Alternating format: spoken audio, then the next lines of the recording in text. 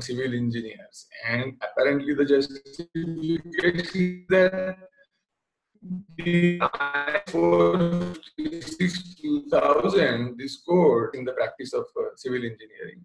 So that is our focus really. For example, the very definition of characteristic strength of concrete in this code is very statistics based, and we will come to that in course of this hour. So we'll talk about a few things like standard deviation and random sampling and correlation. For example, my specific interest is whether you can, how much is the correlation between non-destructive testing measures and crushing strength of concrete and stuff like that. The attempt is clarity of concept, okay? But I don't want to cause any stress among the audience. People must have a good time listening to this presentation. And I'm very conscious of the limitations of this attempt.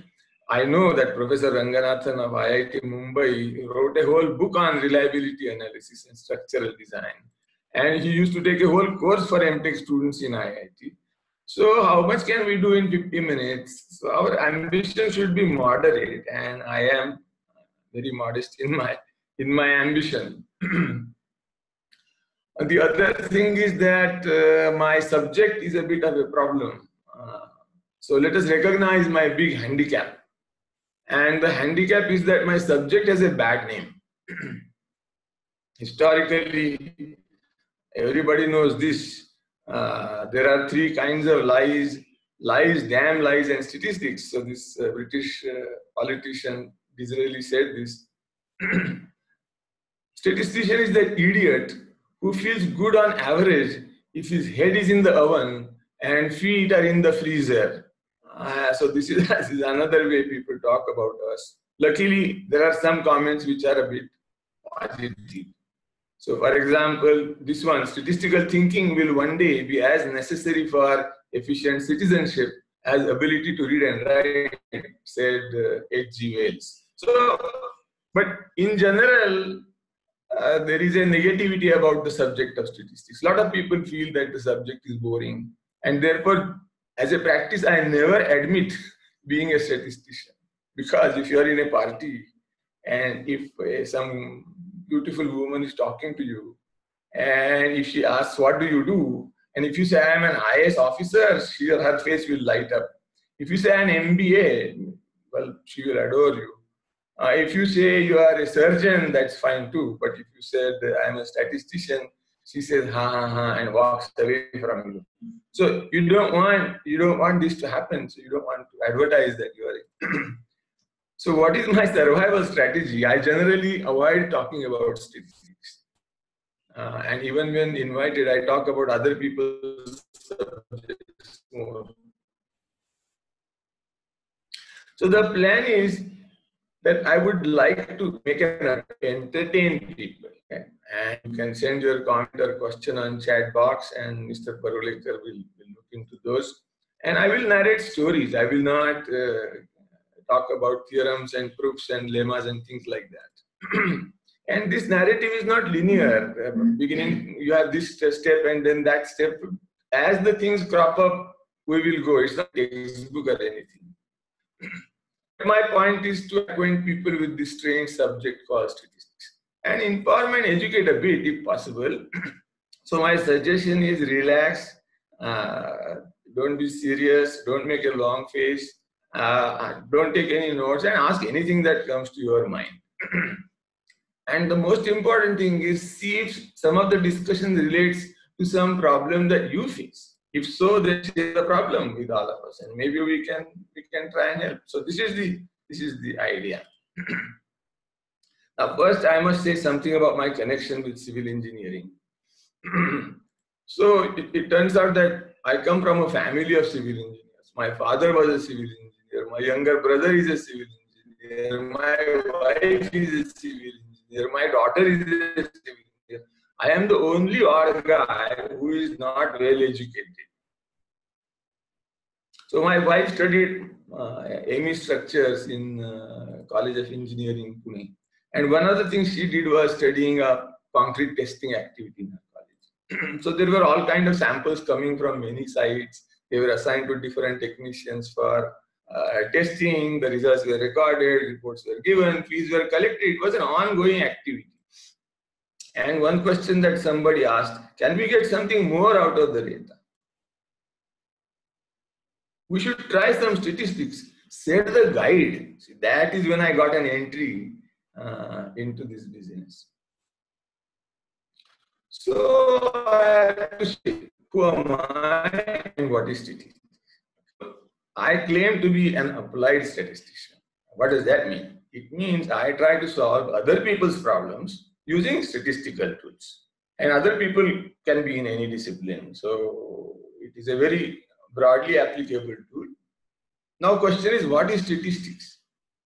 And some people think statistics means lots and lots of numbers. And of course we play with numbers, but numbers are not the heart of statistics. Some people think statistics means lots of formulas. And again, yes, we have formulas, but they are not the core of statistics. Some people think that statistics is a branch of mathematics. And yes, mathematics is very important, very fundamental, but statistics is different. Dictionary is not literature. Similarly, data is not statistics. Data are the raw material. So people use the word statistics in two different ways. One, statistics as information. So RBI puts out a lot of information. Export statistics, which industry exported how much in this quarter, stuff like that. Just numbers. Whereas what we are talking about is statistics as inference, not as information, but as inference. What's the difference? The difference is that statistics is a logic that is used to discover patterns in the data. So we are looking for not data, but patterns in data. We like to study variation. So this is my favorite definition of statistics. We try to understand variation. We try to control variation. We try to exploit variation. Variation is the heart of everything. So users of cement cannot control variation. They get cement as it is produced, but they have to manage whatever variation it is. For example, they can reject a batch, or they can change a supplier if there is too much variation. So this is management, but you must study variation. This is my favorite classroom example. You take your wife to a sari shop, then you want a lot of variation there. Imagine a sari shop which has 10,000 saris, which are all identical, zero variation. Then my wife will go there once, buy one sari and never go to that shop again. So sari shop must have lots of variation. On the other hand, mass manufactured items must not have variation. Variation is bad there.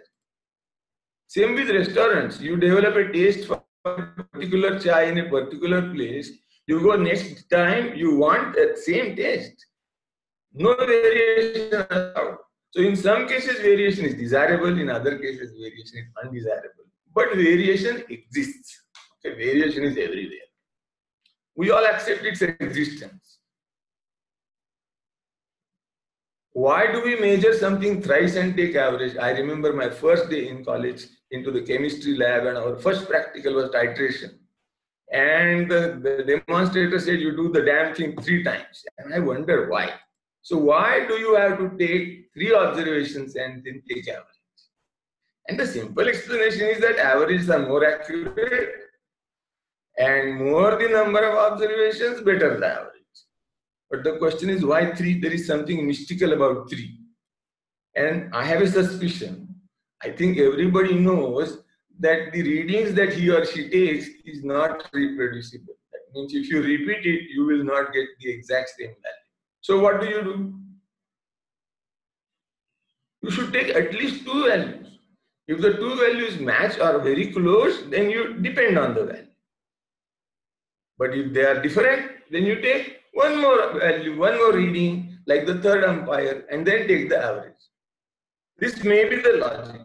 What happens is that never are 2 successive observations the same. Therefore, you invariably have to take the 3 observations. So now it has become a norm that we take 3 readings on the same thing and take the average. So this is all pervasiveness of variation. Okay. So since I am married to a civil engineer, I have to tell you a very personal story. And my wife is a hardcore structural designer, okay? And she hates anything that is imprecise.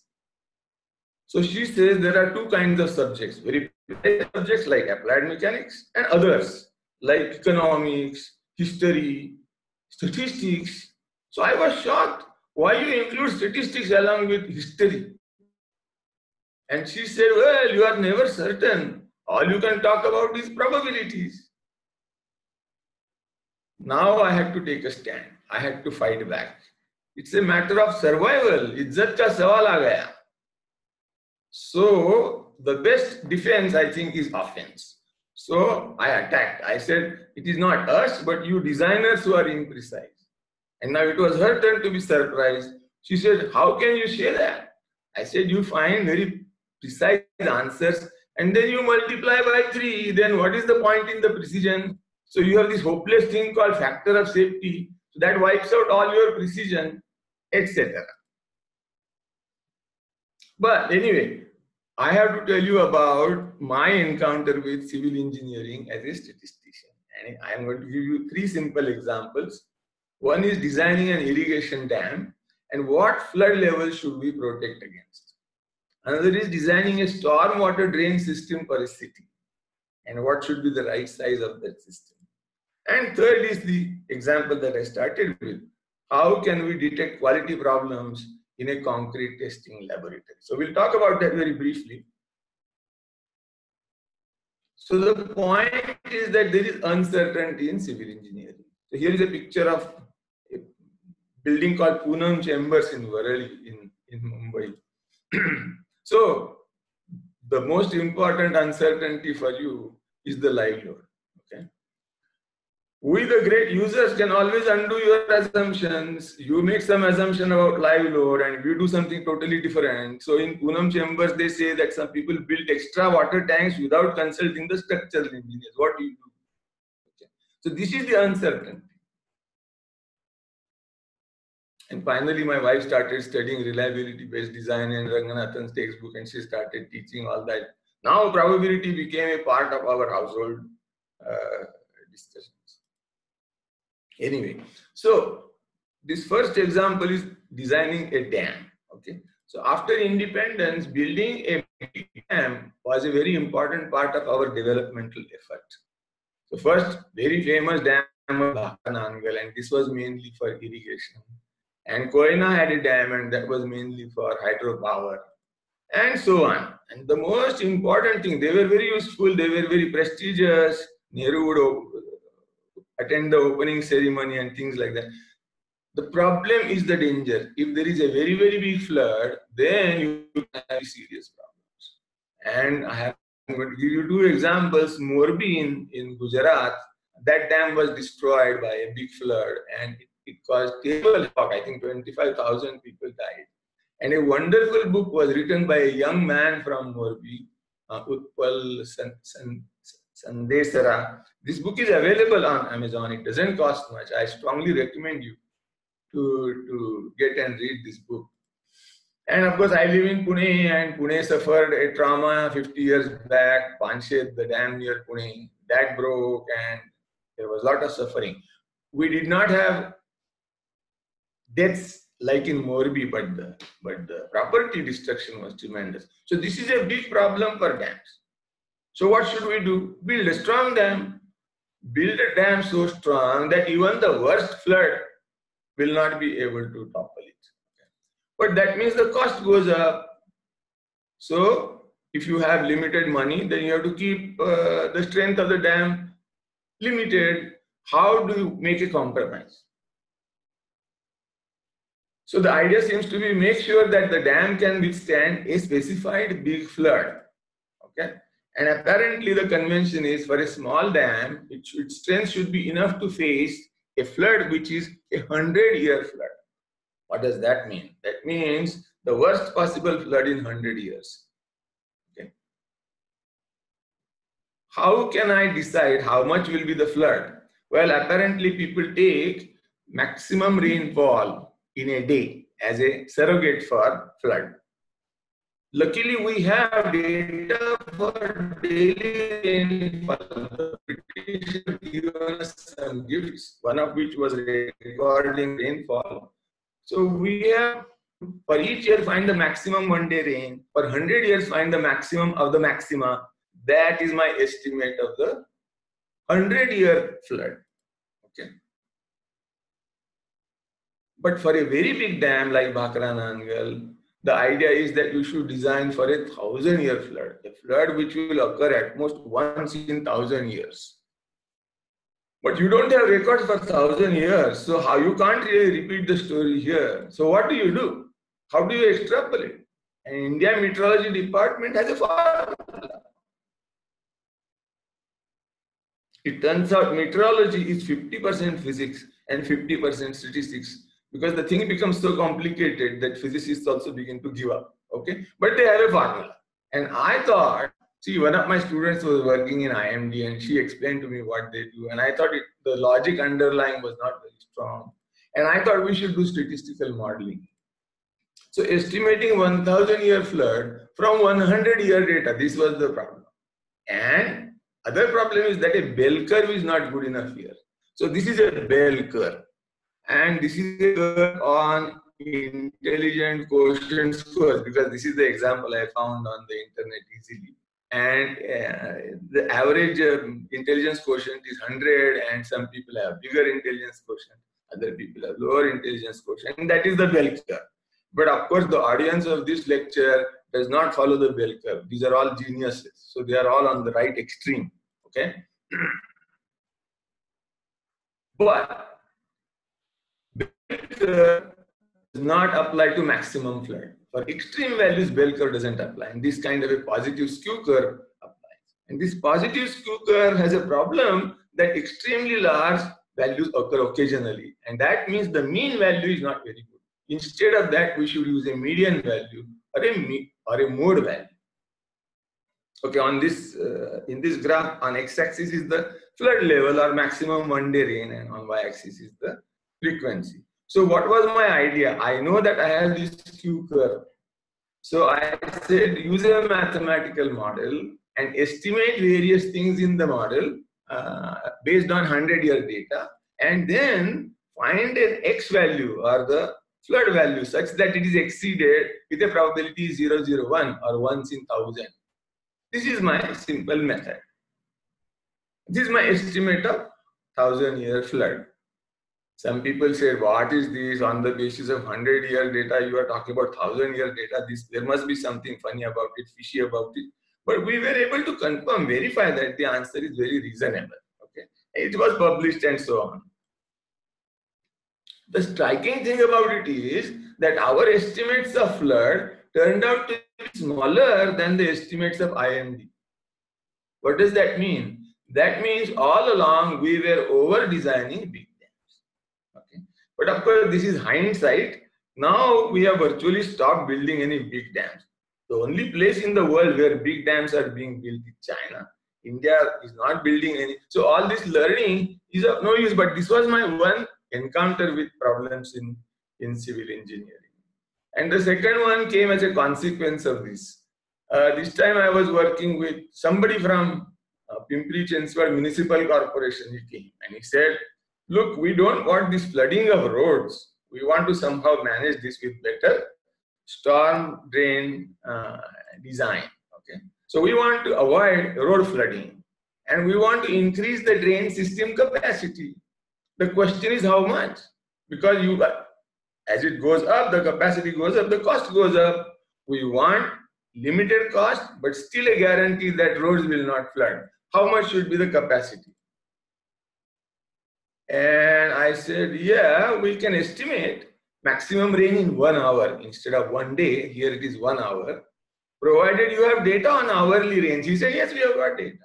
And he said, I want it yesterday. So I remember working with his data and the same approach, and we calculated the stuff, and then he walked away with our results, and then I never saw him again. So I don't know if they actually used it, and certainly I did not get paid, but that is all right. So this was my second example of rain, civil engineering and statistics. And the third is the crushing strength of concrete. But before I go to that story, just a few terms for some of you who may not be familiar with them. For some, they may be obvious, in which case I apologize. So, we use a mean because too many numbers cause fatigue to my brain, to everybody's brain, and mean is a good representative of all. This is not what our TV channels do. They endlessly go on quoting numbers, whereas they should be using means or graphs or tables, etc. Anyway, but mean is a good representative of a bunch of numbers. Okay, and mean means add up everything and divide by the number of cases and all that. So mean height of Indian women was probably 5 feet in the previous generation, and now it is 5 feet 2 inches or something like that. This one number tells you that with good nutrition, our girls, their height is growing. But mean is not always good. There are some situations where mean can be a bit problematic. For example, my favorite example is income of families of students in a class. So if you have one individual who comes from a very rich family, then that mean becomes terrible, useless. How to lie with statistics? Why would a statistician have a slide with a title, How to Lie with Statistics? Actually, it's name of a very interesting book. It's a very old, 50-year-old book, but still very useful. I recommend it to your attention, very entertaining. I'm going to use some things from that book in this lecture. So it says, the author says, am I writing a manual for swindlers? And he says, no, they already know it. They know it. I want honest people to know how people cheat. That is for self-defense. So this is why this book is How to Lie with Statistics. Anyway, so he says take averages with a pinch of salt. So if you can see this picture, this cowboy says, he's asking how is the weather in Oklahoma City, and somebody says the average temperature is 60 degrees Fahrenheit.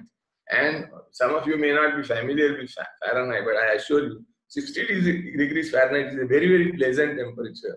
But that's a terrible report on the weather, because the temperature goes down to -10 and goes up to 120 Fahrenheit. So it's a horrible story. So that mean is a terrible representative of weather in that place. So this is the sense in which we should be careful about using means. Oftentimes, if we have skewed data, like the curves I'm showing on the screen, then typically mean becomes a very unrepresentative and less useful thing, and we should use a median. So what's a median? Median of a road is that line which splits the road equally. On the right side, the same width of the road, on the left side, the same. So that's what a median is. In case of numbers, if you arrange them in an increasing order, then the middle one is called a median. This number is good because it is not overly influenced by extreme exceptional cases. Okay. All right. Mode is the most frequent one. So it's good to focus on median or the mode. For bell curve, all these things are the same. So you don't have to worry about. But if you are involved in a skew curve, then these points become very important. And we are constantly faced with positively skewed. That means it's a long stretch, it's a long tail to the right hand side. And we like to recommend people using of the log scale in case of highly skewed things. So a positively skewed data, which means we have extremely large observations, rare but very extremely large, then it is good to do a log transformation. And just in case you have forgotten your high school thing, log to the base 10 is the power of 10 that gives that number. So log of 10 is 1, log of 100 is 2, log of 1000 is 3. So taking a log transformation, very large number becomes very small. So a skew curve becomes more compact and becomes a little more like bell. So that is why we like to use log transformation.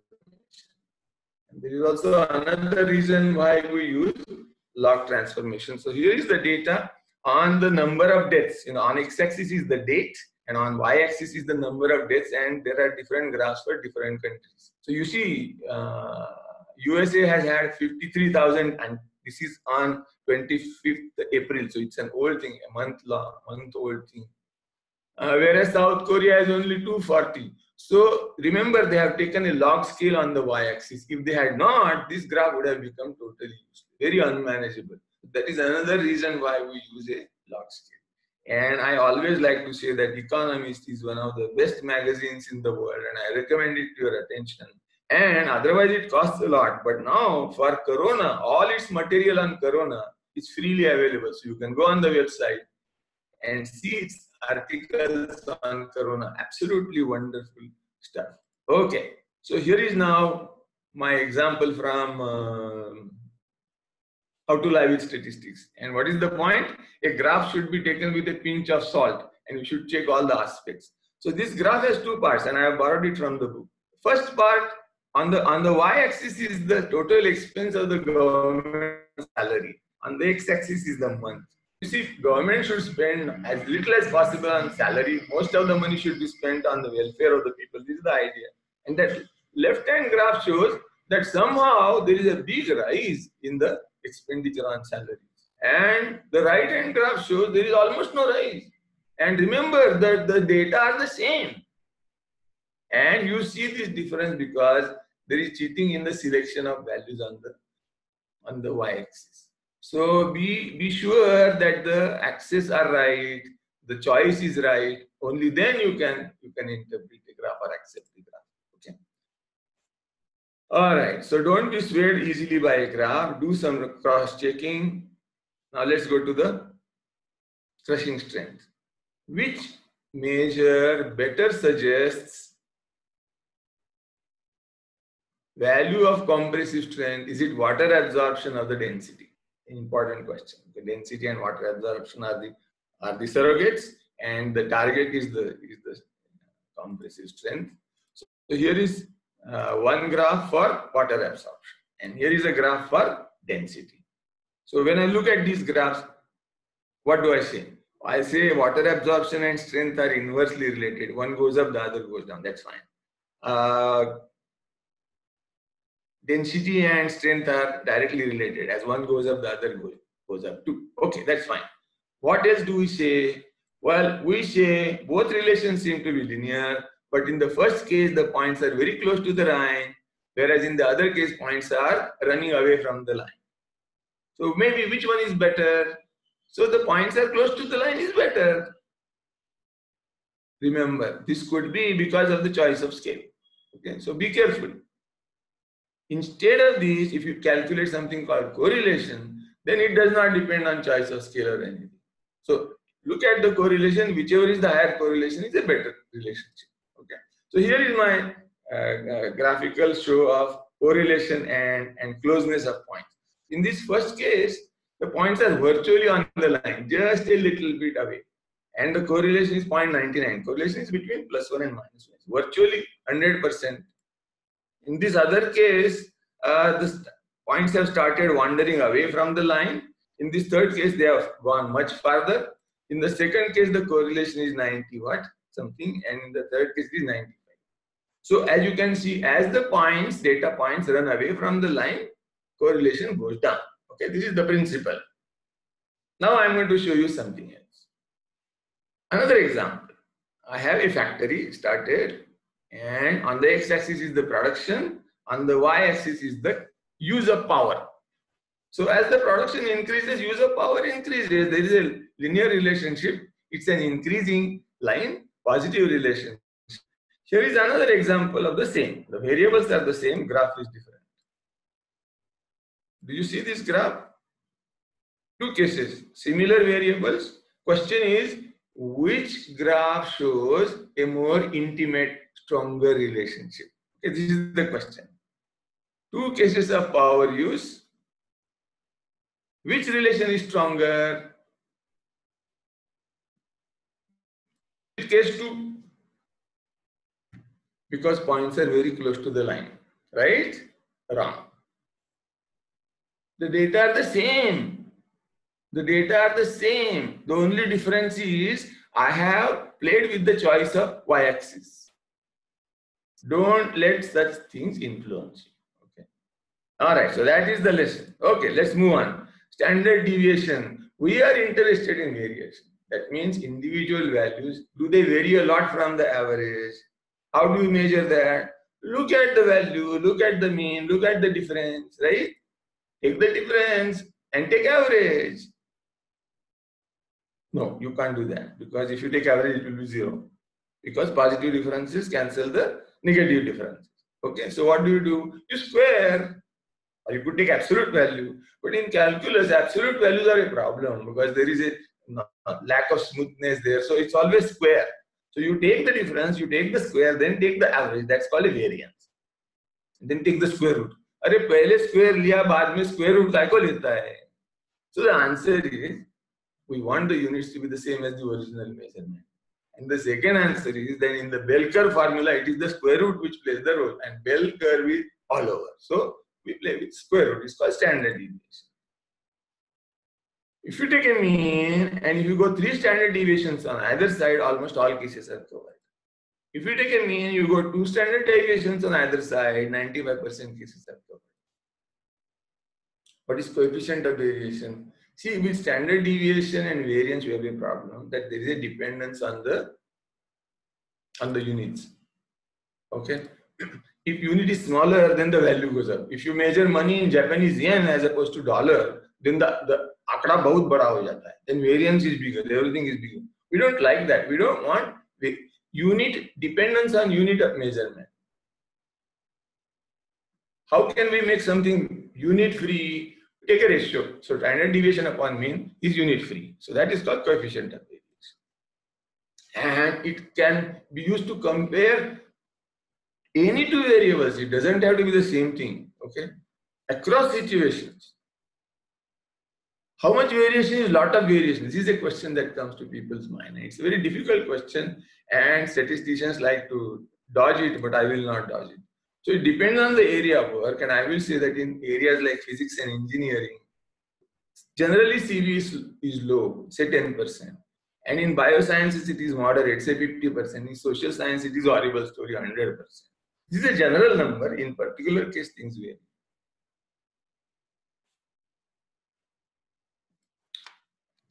All right, so this is the bell curve, and I'm just going over it because I want to get to the characteristic strength in a minute. Area to the left of -2 is 2.5%. Area to the right of +2 is 2.5%. I hope you see that in the picture. Area between -2 and +2 is 95%. Area to the left of -1.65, that's not shown here, is 5% or 0.5. Okay. Area to the right of +1.65 is also 0.05. All right, so what? What is the importance of -1.65? You see that code refers to -1.65. So look at this one. Area to the left of -1.65 is 5%. Why is this important? Because characteristic strength, as it is defined in the code, IS 456-2000 is this. The characteristic strength of a material is the value below which only 5% of the test is done. Okay. So if the mean strength is 20 and standard deviation is 2, then characteristic strength is 20 minus 1.65 into 2. That is 16.7. That 1.65 occurs there. That is why it is important. So remember, characteristic strength is defined in terms of standard deviation and at 5%. That's why that 1.65. And remember, if standard deviation goes up, characteristic strength goes down. Standard deviation goes up means heterogeneity in your material is high. That means characteristic strength is low. If you have high variation, you need higher mean to get the same characteristic strength. Let me show you a slide prepared by an engineer. And this is Mr. Pandey. He's also in the audience, I think. So I borrowed his. So he shows that we have a target mean strength, and then we have a -1. It is not -1.65. He's more precise than me. -1.645 is correct. I am rounding up. Okay. So area below that is only 5%, and that are 1 in 20, and that is where we get the characteristics. Let me show you some graphs drawn by the American Concrete Institute, and I have a reference there, but I'm sure you can locate this thing on the web very easily. So look at this graph. So here you have little circles, empty circles. Those are the measured values. And the curve, bell curve is superimposed upon it. That is the idea. We expect a pattern like this, that most values are centered around the average, and as you go away from average on either side, the number of cases goes down. This is the bell curve. Okay. All right. Now, if you have bell curves which are different from each other, then what is the interpretation? So you have a bell curve with lower variability, that means better performance. That is preferred case. So in this case, this top one, if you can see my cursor, this top one is the bell curve with minimum standard deviation. So this is the best case. So that compact, that peak is very high. The variability, as the variability goes on increasing, the curve becomes flat, product quality declines. So that is shown in this set of curves of the American Concrete Institute. This is the graph that is of important, of relevance to us. Here they are talking about coefficient of variation. See, we want a given characteristic strength. If I have a greater CV, see, this curve has 10% CV, this curve has 15% CV, this curve has 20% CV. As the CV goes, it means the quality declines. I want a greater mean strength to get the same characteristic strength. This is the lesson that everybody wants to convey.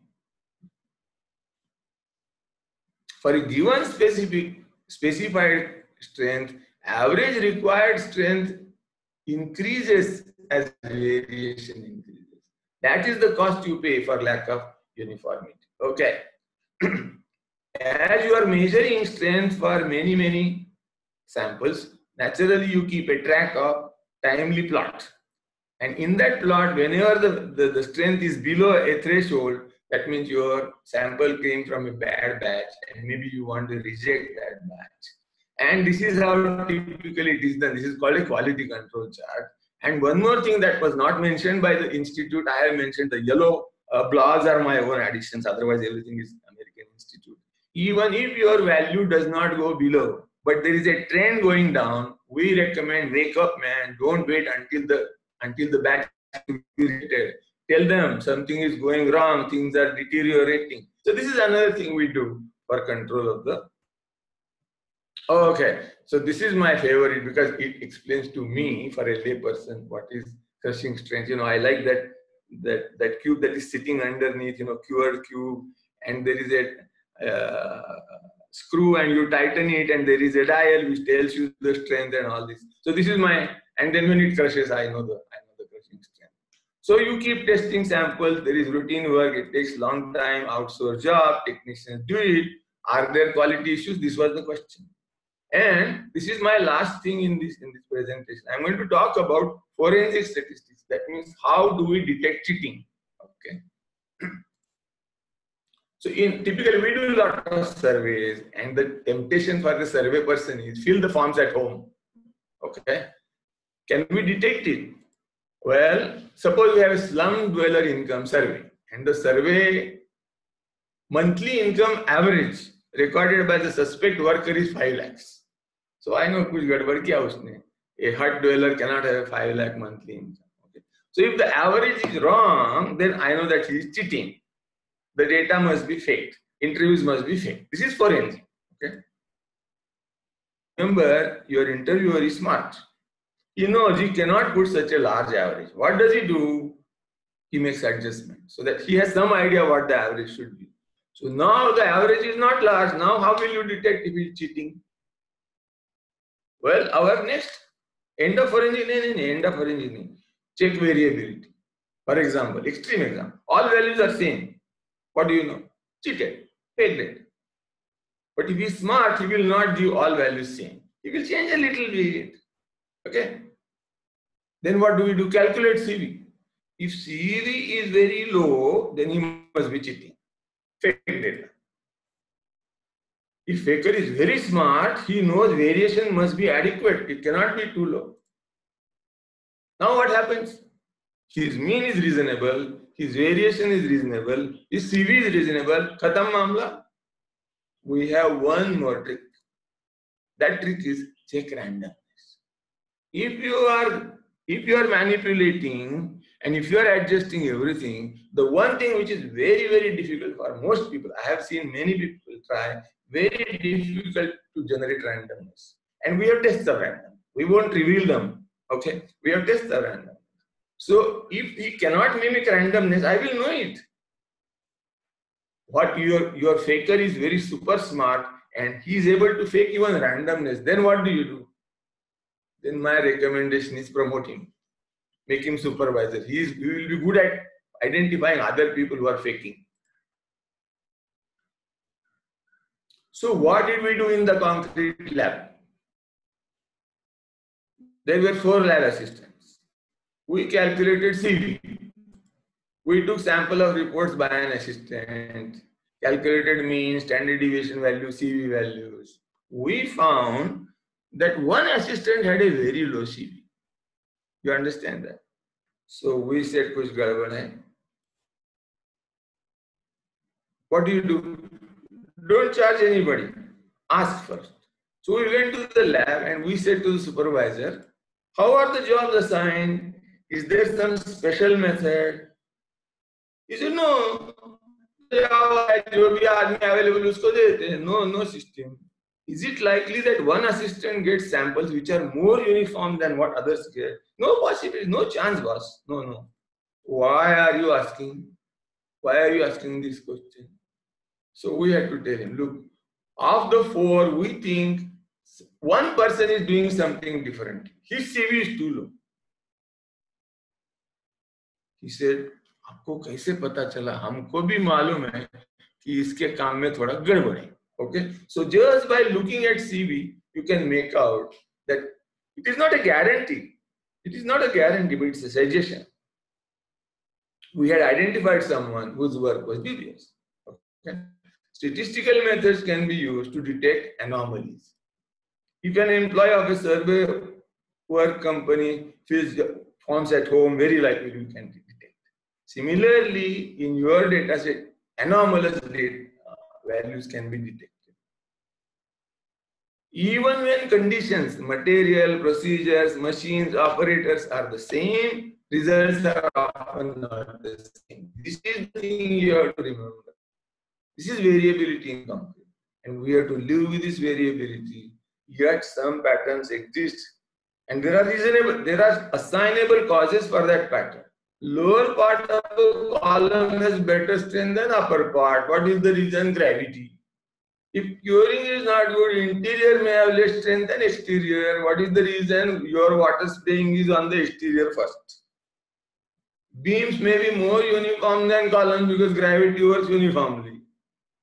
These are patterns. Look for patterns and look for anomalies. That is the principal thing in statistics. Now finally coming to our NDT, taking core, measuring crushing strength is very expensive. Non-destructive testing is more practical, but the correlation between non-destructive testing measures and actual strength measures may not be very strong. If one variable is not good enough, use 2 non-NDT measures that will improve your performance in terms of guessing the strength, but still it may not be adequate. Then what do? We can recommend using the lower bounds. Maybe you can estimate the lower bound for the crushing strength and only check columns where your NDT says that lower bound is too low. This may be a way of saving your effort and work. Okay. Another use of NDT would be, is variability increasing with floor number? Is variability of one contractor greater than another? Are different sources of pre-mixed concrete comparable in terms of variability? Things like that can be very easily done with NDT, less cost than by direct measurement. So in summary, what is the message I want to convey? First is most important, variation is part of civil work. Second, it's relevant for compliance with IS code. And third, the statistical concepts are not something to be worried about, to be anxious about. They are very simple and very easy to comprehend and implement. So I think I will stop there and see if you have any suggestions, comments, questions. Thank you, Gore sir. I request now the participants to put their questions on chat. By the time you are doing that, I will just start to discuss some provisions in IS 456 with Mr. Pandeyji. One is related to, there is a measurement and there is a confusion between engineers related to non-overlapping results and average of 4 non-overlapping results and acceptance criteria. That is one of the question which is in the mind of many engineers. So I'll request Pandeyji to address that. What is meant by that non-overlapping things, so that by the time all people can put their questions in chat. Pandeyji, 1 second. Yeah.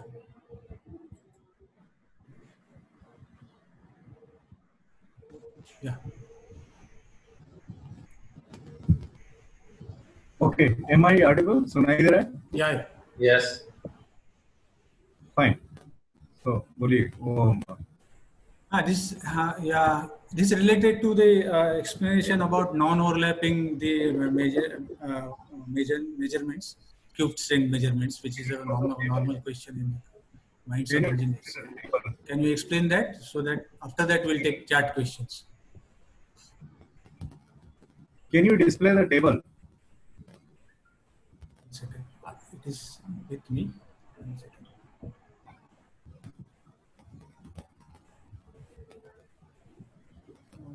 Table, I don't think I will display.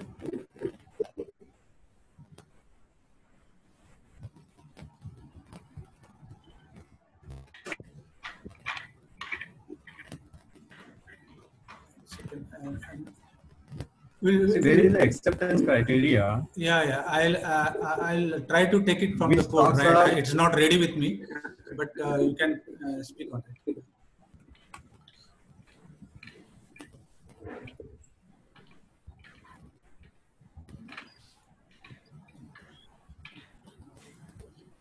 There is a table 11 acceptance criteria modified in 2013, wherein there is a two conditions of acceptance for the concrete grade. The formula given is that average of 4 non-consecutive consecutive non-overlapping samples should be FCK plus 3, and one of the sample can be FCK minus 3. So what is non-overlapping 4 consecutive samples? Yeah. Now if we see a table for frequency of sampling, so that gives a data that for 0 to 5 cubic meter, that's the first sample. Then 6 to 15 cubic meter, that is second sample. Then from 16 to 30, third sample. And from 31 to 50, fourth sample. And thereafter, one sample for every 50 cubic meter. I shared it now. So, am I clear? Yeah. Okay. So, for first 50 cubic meter, we get 4 samples, and for every 50 cubic meter, we get one more. So, suppose we are doing a concreting of 200 cubic meter, then we will be getting 7 samples, 7 results. So, the acceptance criteria says that you have to take average of first 4, that is 1, 2, 3, 4, and average of these 4 should fulfill the requirement of column 2 of table 11, which says that average should be more than FCK plus 3, and no individual should be less than FCK minus 3. In that case, concrete represented by all the 4 samples is considered to pass the test or considered to adhere to the grade. Now, second batch will be taken as 5th, 6th and 7th.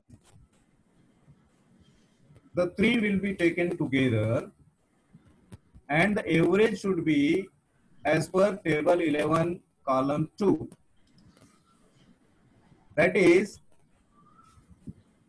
FCK plus 4 should be the average and FCK minus 2 is the individual result should not be lower than FCK minus 2. Now, when we say non-overlapping, that means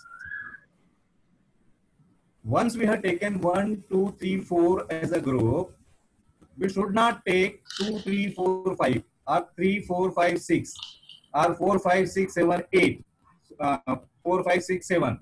No.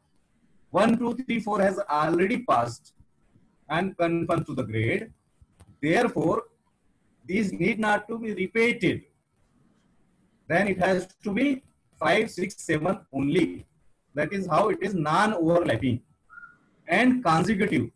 So when you take consecutive, you can't take 1, 3, 4, 5, leaving 2.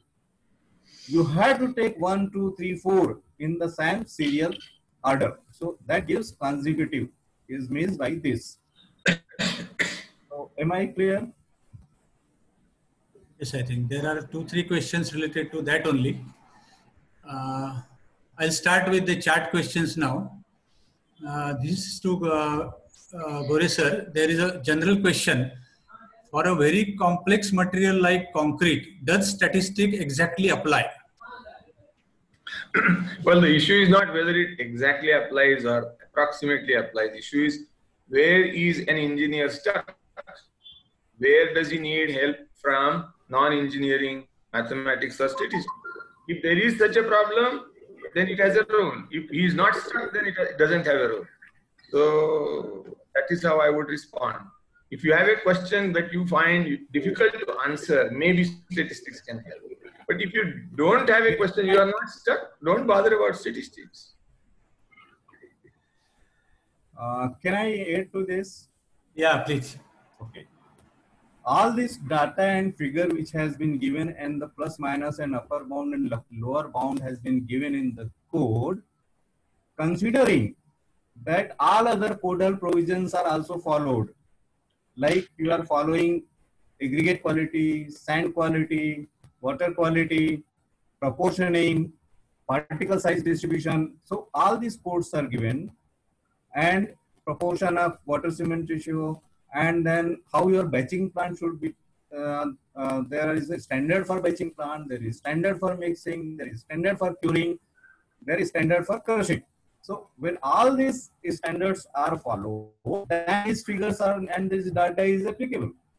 And this standardization creates the kind of homogeneity and wherein the statistical data becomes applicable. That is the root of the issue. That statistical data becomes applicable because we have created homogeneity in the system and we have created a kind of standard operating procedures for everything. Okay. And over a large number of tests, this standard deviation or this data has been practically found and they are applicable. Yes. We'll take next question. It is from Dr. Ayyappan Madhappan. Very informative session, sir. How to choose sample size in testing of hypothesis? Probably this is not in civil engineering. Yeah. No, I think Gore sir will be able to answer. What is No, generally, testing of hypothesis? People are interested in getting what they want at minimum cost. Okay. So as your sample size goes on increasing, the cost increases. So you want to select a sample size which will give you what you want without any further problem. So typically I give 2 or 3 guidelines that if you are trying to estimate something and variability is very low, then sample size will be low. If you want very high accuracy, then you have to pay a big price and take a big sample. But otherwise, general statements are not very useful. It all depends on what you want and what situation you are working in. If you have a very, very homogeneous material, then you really can manage with very small sample size.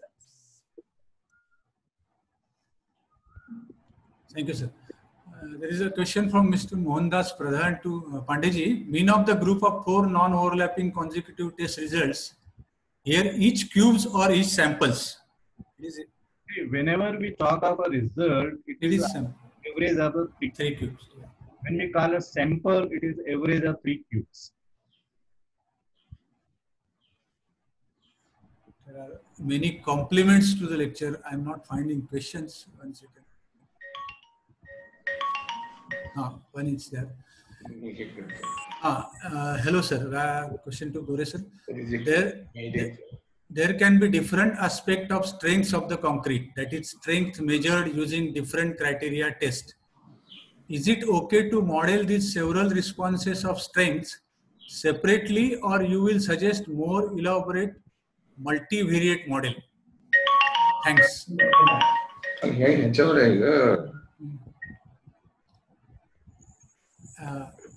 Gauri sir, could you hear the question? I'll repeat it. Yeah.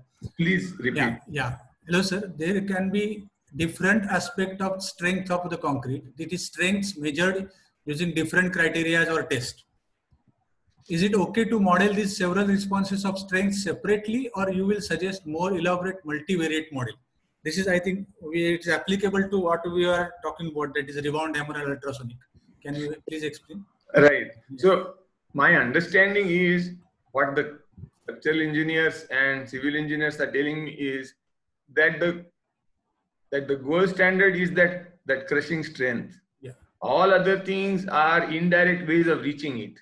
Yeah. So it is really not different ways of measuring. You have one principal thing that you want to get, but it is expensive, and there are other ways of measuring that thing indirectly, but they don't give you the precise answer. So my suggestion is that we can do some kind of a multiple regression model. Yeah. That your target is the crushing strength, and you have possibilities of using other measures. So through preliminary study, you can develop a multiple regression model which lets you predict the crushing strength using other measurements such as your rebound hammer and so forth. But my observation so far using the data is that the results are not of very high precision. You get a general idea of what the crushing strength will be, but not a very precise idea. So my suspicion is that rather than trying to estimate crushing strength using all other measurements, it is better to estimate lower bound of the crushing strength using other measurements. And that can be done using the standard multiple regression approach. Take next question from Mr. Suraj Mehra. My question to him is about calibration of partial safety factor and how is reliability index beta target determined. I think I will first like to explain partial safety factor to him. Partial safety factor is the factor which we take for loads, whether in limit state design, whereas actual load is 100, we decide that we design for 150, like that. So actual material strength is 100, then we decide for designing for say 85. Like that, some partial safety factors are in the codes also. How, I think the question means that how they are designed or how they are decided. I think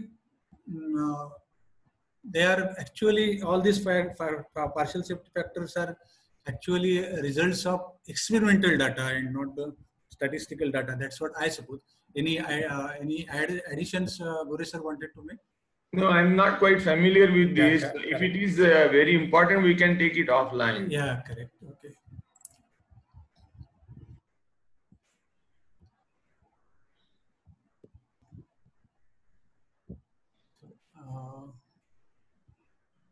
one question is that explain more about coefficient of variation. Can you slightly elaborate that? I have a suspicion that it is a very simple ratio, standard deviation divided by the mean. What it gives you is a value which is a coefficient, like in physics, it doesn't depend on the units of measurement or even the area in which you are applying it. So it has a great generality. And as you use it more and more in your practice, you get a better and better feel. So just by reading the definition of the coefficient of variation, you don't get a feel. You start using it and you start interpreting it, and then it becomes a real thing. Next question is how regression methods are among the most widely used statistical technique in engineering. I don't think it is most widely used, but can you explain what is meant by regression methods? Because many people may not know that what is meant by regression. Historically, see, regress really means going back. Progress means going forward, and regress means going back. And people don't show the curiosity. How does this going back business come in mathematical modeling? And there is a history to it. So in the 19th century, there was this great British scientist named Francis Galton, and he was trying to understand the relationship. See, at that time, people were interested in inheritance, how parents give properties to offspring. So he was interested in relating height of the father and height of the son, and he discovered that a father who has an exceptionally big height, a very tall father, his sons tend to be less exceptional. They tend to become more average, closer to the average. He is very far from the average, and son is closer to the average. Son regresses to the average. So finding the estimate of son's height given father's height, you see this phenomenon of going back or regression. That is the source of the word regression. In general, what we mean is there is a target variable we want to study. Sometimes it is very expensive to measure it. Sometimes there may be difficulties. And there are other measures which are available. Can I make a good guess about what I want to know using what I already know? This is the purpose. And multiple regression, therefore, is a simple mathematical equation which gives you value of the target variable if you know the values of the other associated variables. Thank you, sir. Next question is to Mr. Pandeyji. These samples, this from Mr. Shashikant Kalla, this sample taken numbers should be for every day or structure wise, as one structure concrete can go for say 10 days.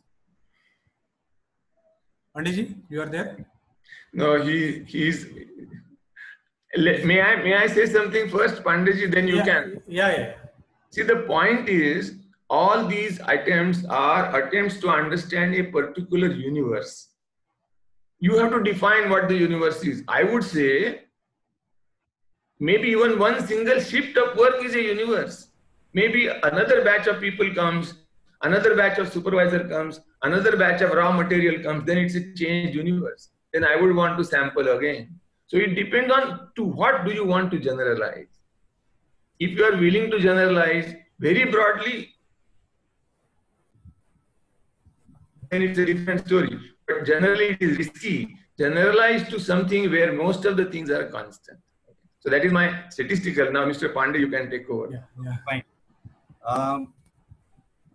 Though the concrete testing, the sample has to be taken in a purely random manner, but in the structures, there are two kinds of members. One is a column member and there are beam and slab members. Column members are very, very important. So if you are doing grade of concrete is same for your column, beam, slab, by chance, like in a Maivan shuttering, in that case, you have to concentrate taking more sample from the columns, which is more important for the stability of the structure rather than beam and slab.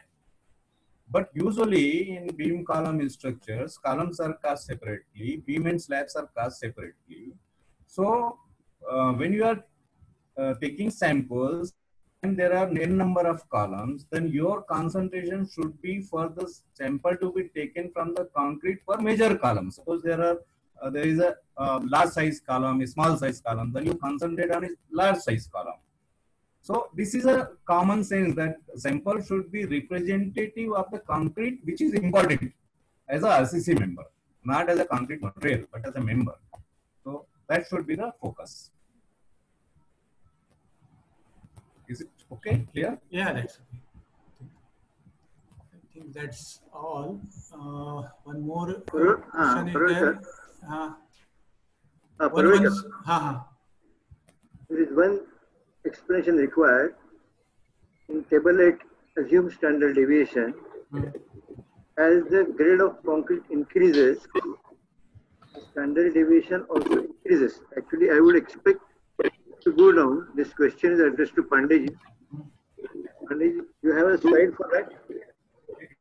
Can you display that Board, no? coefficient of variation chart which I have given? I will take a slide.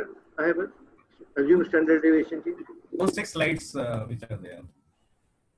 Second, that is, I think, I'll take that. I have to If search for that. see the table which is given for standard deviation in the Correct. code. I'll get that. Yes. No, this part. So you'll find that for grade 15 and 20, there is a standard deviation different than from this from 30 to 60. This is one group, and then 65 to 100 now. So this is another group.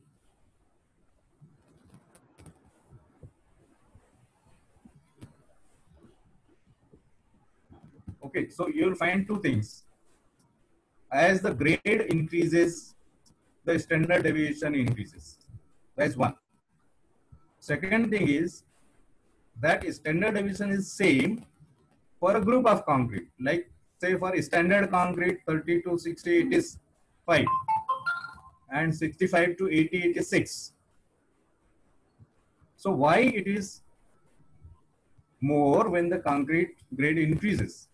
So it is something like that. Standard deviation is a numerical value which increases as the grade increases because the grade mean is increasing. Grade mean in the sense M30 is having 30, mean is FCK is 30, mean is 38, 35, 40, 50. So as the concrete becomes stronger, its variation is more in numerical terms. That's why grade increases and standard deviation increases. But then why it is same for a group of concrete from 30 to 60, why it is same? Then there you'll find that technically concrete homogeneity of concrete increases as the grade increases because of lower pore segregate, more fine, more cement. So as the fine content increases, the homogeneity of concrete increases. And the factor of and the coefficient of variation decreases. So now here you see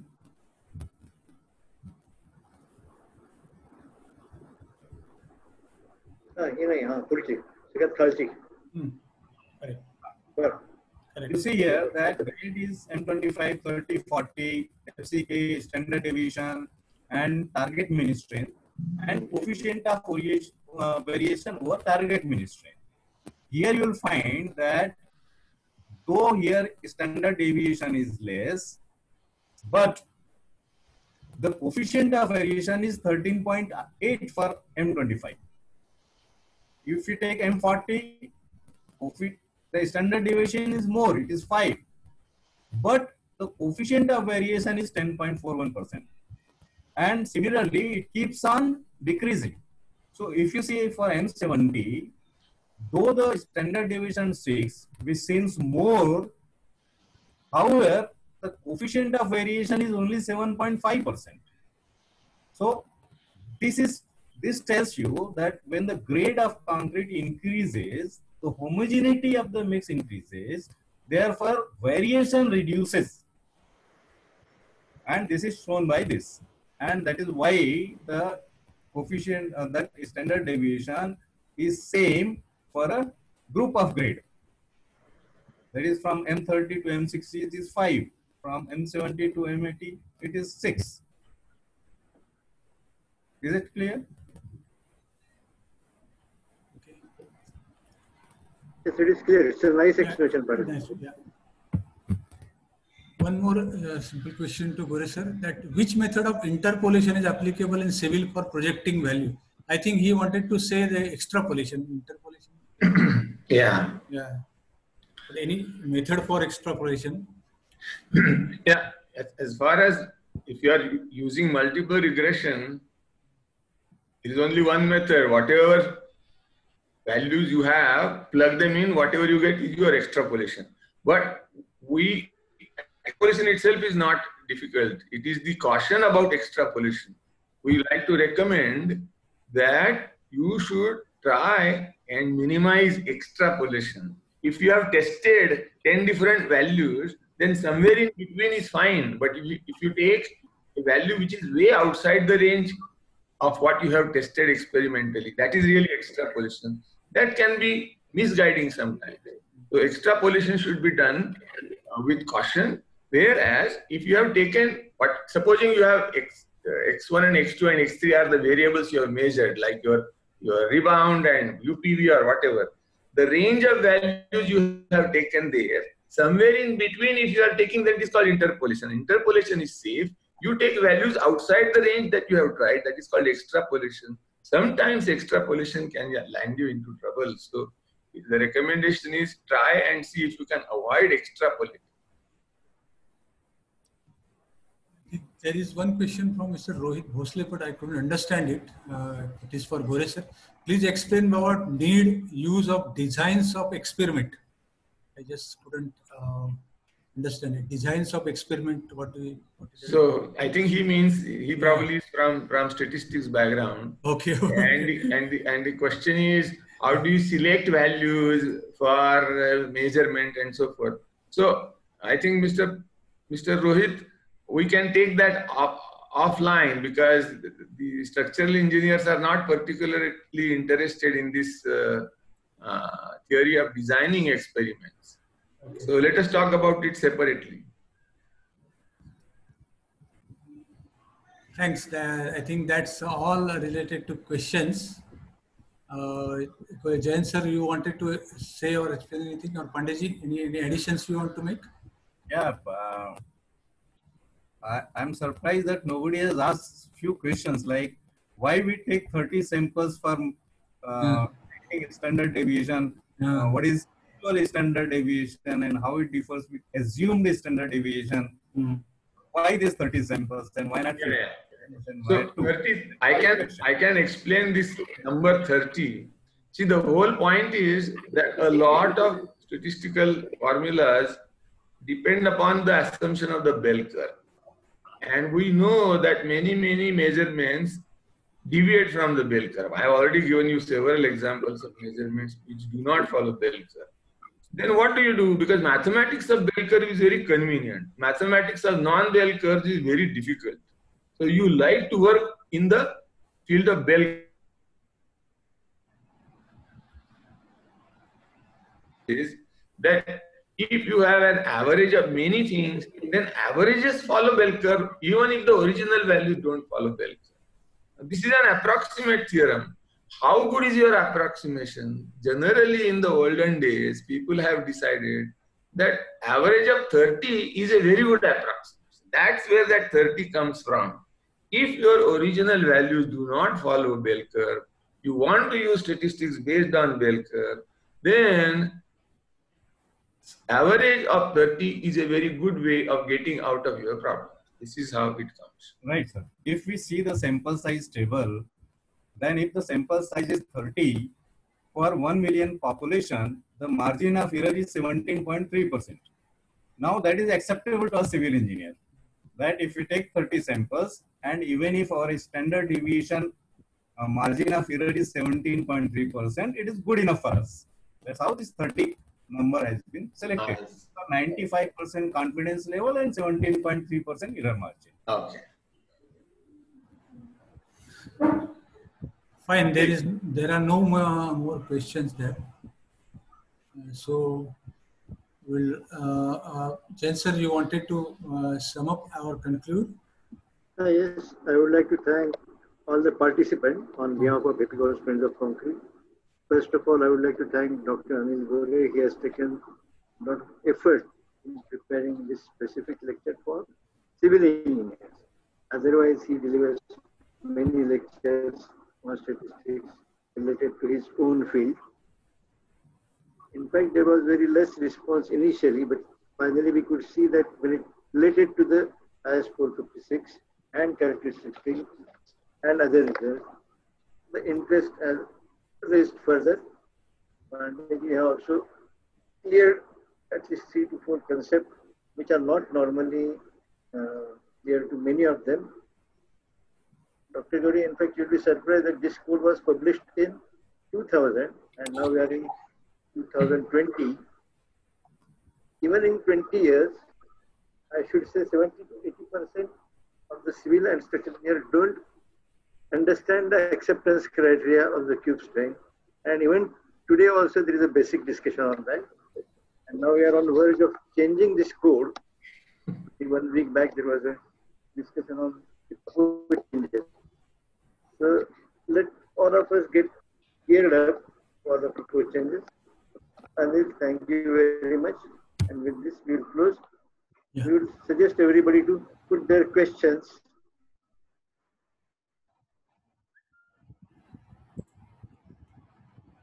Hello, I think his voice is lost. Fine, we'll close this today. Thank you very much, everybody. I'm just ending the session. Thank you.